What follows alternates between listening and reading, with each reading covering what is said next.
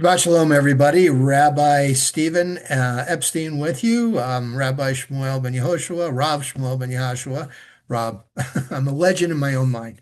Rashbi here with you. Okay. Guess that whole in the house thing isn't part of our vernacular anymore. Things come in and out. I like the two things can be true thing because, there's a lot of things going on in the world today, and a lot of times it's real hard to make sense out of it or to mesh the two. So I think when we say two things can be true at the same time, is a really good way of describing a situation. Now, I don't have anything off the top of my head, as an example, other than somebody can be bad at one thing, good at another. Okay. Let's take our country, for example. We are I want to say the best country in the world. And I'm not leaving out Israel. I believe Israel is a wonderful country. Don't get me wrong. I feel like it's my second country, even though I've only been there twice and haven't been there in a real long time. But I really love America. I do. And I think it's a wonderful land of opportunity. But I think people need to get over things. In fact, let's talk about this week's Parsha and let's see where we go with it, okay? Because this week's Parsha, Bo, okay, God says to Moses and Aaron.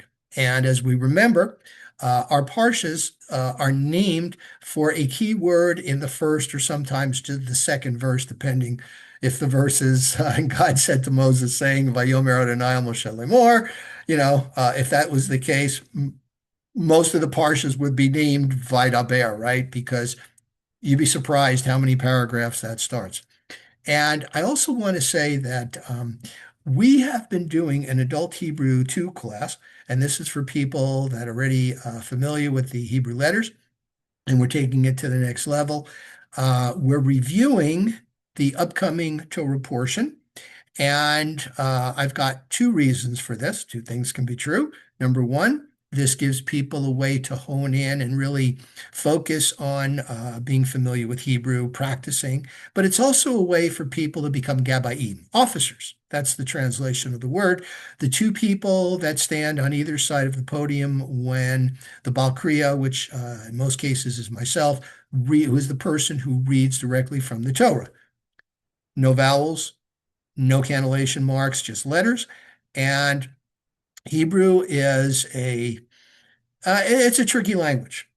You can have three letters that can mean different things. You can have two letters. The Aleph, which is a silent letter, and the Lamed, which is like our L, can be El, which means two. It can mean El, which is a generic term for God, or it could be Al, which means don't. So, same word, different enunciation, and can mean different things. In fact, it can almost be blasphemous if you mispronounce it. Okay. So, Bo, God says to Moses and Aaron, go come to Pharaoh. Okay. Pharaoh has experienced at Egypt with him 7 plagues already. Don't ask me what I'm trying to remember.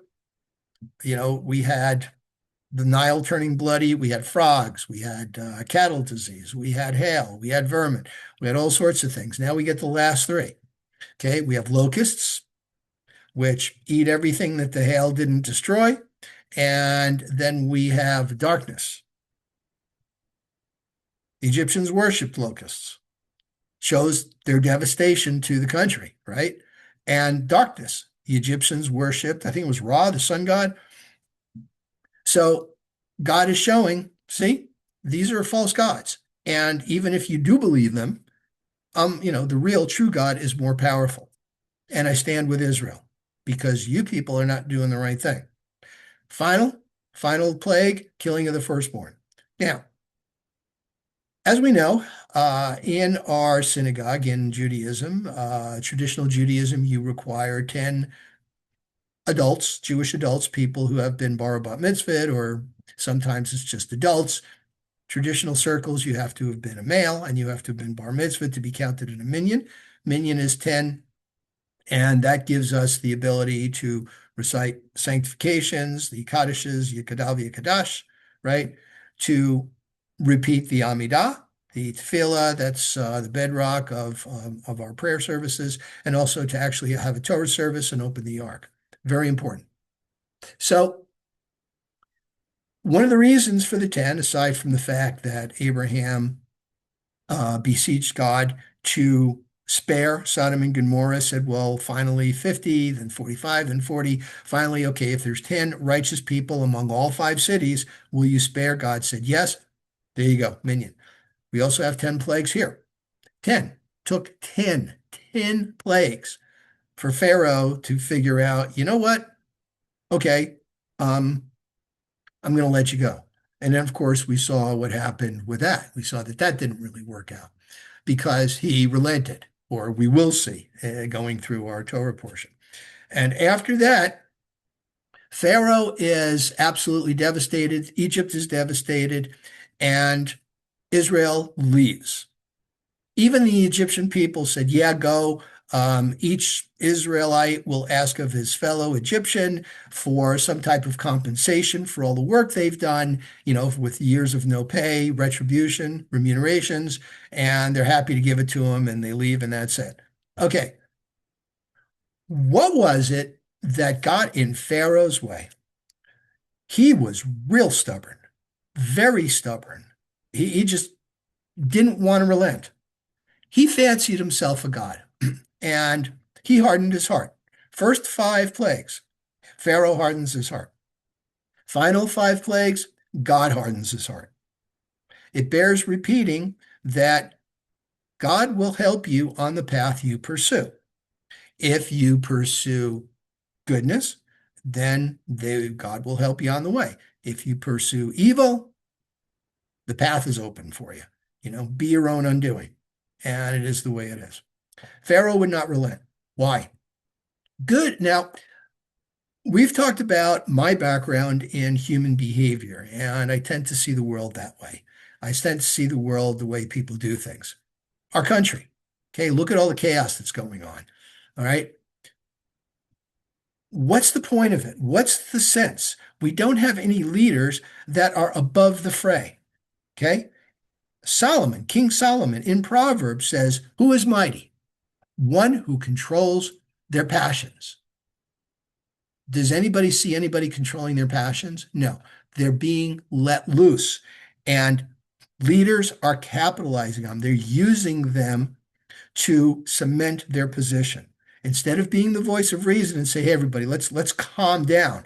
We see what happens when people get angry and that anger is left unchecked and nobody goes to appease people, or at least say, look, I understand where you're coming from. Let's see if we can work something out. It goes all the way back to Egypt, 3,500 years ago. Pharaoh saw the devastation that was being caused. Once, twice, 3 times, okay. All right, it takes a while. The guy he's a ruler. He can't look bad in front of his people. He fancies himself a god. That's why when Pharaoh went out, the first plague, right? The Nile, Pharaoh went out to, in the Torah it says, inspect the Nile. What was he really doing? He had just woken up and he was like the rest of us, relieving himself. He did it in the Nile. He did it before anybody else got up because heaven forbid, he relieves himself the way the rest of us do. And gosh, he's really not a god. He's not above that. Okay. This was Pharaoh. Pharaoh was trapped with his own ego. So it took him 10 times to be defeated.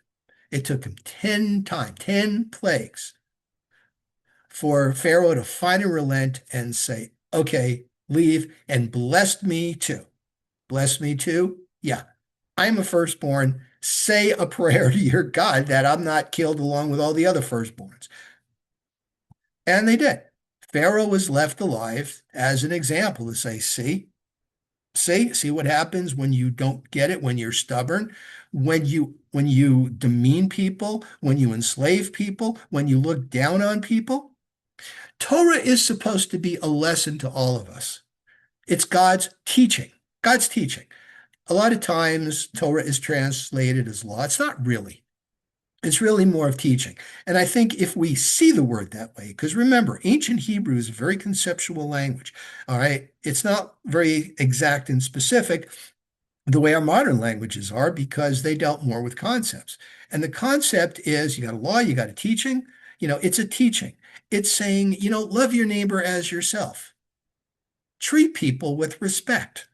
Respect your elders. All this about respect. All this about honoring people. Passover, right? Which is what we're talking about now. Open the door. Let anybody who's hungry come on in. Of course, we can't do that today because of, again, all the passions, right? This is what it does. It prevents us from helping people. We're suspicious. We don't know what to expect, right?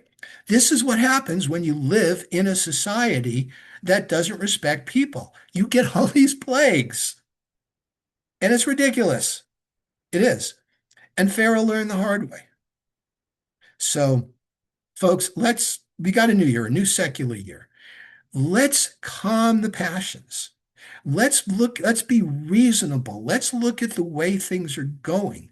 Let's not be subject to plagues and hurt ourselves and our fellows. Okay? There's my Devar Torah. There's my sermon. Shabbat Shalom. And thanks for tolerating and thanks for listening.